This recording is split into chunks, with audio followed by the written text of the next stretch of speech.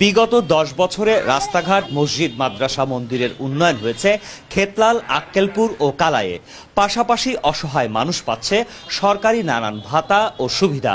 ভাতা ব্যবস্থা করেছেন, বিধবাদের বিধবা ভাতা দিচ্ছেন, বয়স্ক মাদের বয়স্ক ভাতা দিচ্ছেন এবং প্রতিবন্ধী মায়েদের জন্য, প্রতিবন্ধী সন্তানের জন্য তিনি সেই সব ভাতার ব্যবস্থা করেছেন, বিভিন্ন নিরাপত্তার ব্যবস্থা করেছেন। ভোটাররা আরও জানান, বাজারটা নিয়ন্ত্রণে আনতে পারলে স্বস্তি পেত সাধারণ মানুষ।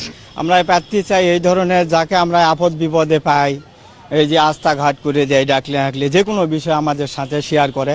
এলাকার বর্তমান সংসদ সদস্যের সমর্থকরা জানান, সাধারণ মানুষের সঙ্গে কথা বলে তারা আগামী দিনের পরিকল্পনা করছেন। এরই মধ্যে তাদের আকাঙ্ক্ষার কথা শুনেছেন সংসদ সদস্য।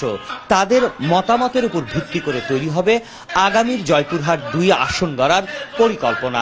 কর্মসংস্থান তৈরির ক্ষেত্রে বর্তমান প্রধানমন্ত্রী জননেত্রী শেখ হাসিনা এবং বর্তমান হুইপ মহোদয় একটা অত্যন্ত গুরুত্বপূর্ণ ভূমিকা পালন করেছে। আমার তিলকপুর ইউনিয়নের এমন কোনো শিক্ষা প্রতিষ্ঠান নাই, এমন কোনো মসজিদ নাই, এমন কোনো ঈদগাহ মাঠ নাই, এমন কোনো মাদ্রাসা এবং রাস্তাঘাট নাই সেখানে তার উন্নয়ন লাগে নাই।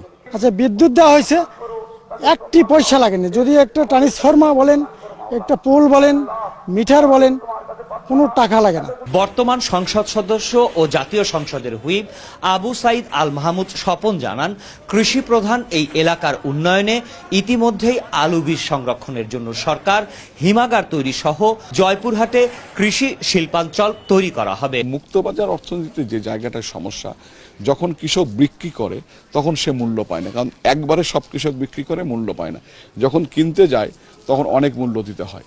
এ কারণে আমরা নতুন করে, আমাদের অলরেডি সব টেন্ডার ফেন্ডার সব হয়ে গেছে, আমাদের একটা সরকারিভাবে বিএডিসির হিমাগার করছি, যেটি বীজের হিমাগার হবে স্পেশালি।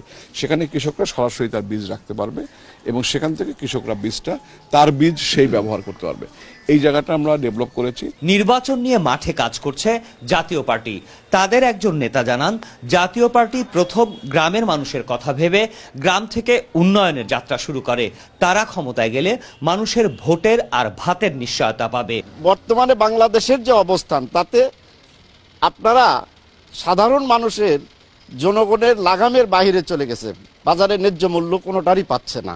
এলাকায় বিএনপির অভ্যন্তরীণ কোন্দল এবং একাধিক প্রার্থী ভোটের মাঠে থাকলেও জাতীয় পার্টি ও জামায়াতের সম্ভাব্য প্রার্থীরা ভোটের মাঠে নেমে পড়েছে। আওয়ামী লীগেও রয়েছে একাধিক মনোনয়ন প্রত্যাশী। মাসুদ পারভেজ, 71, জয়পুরহাট।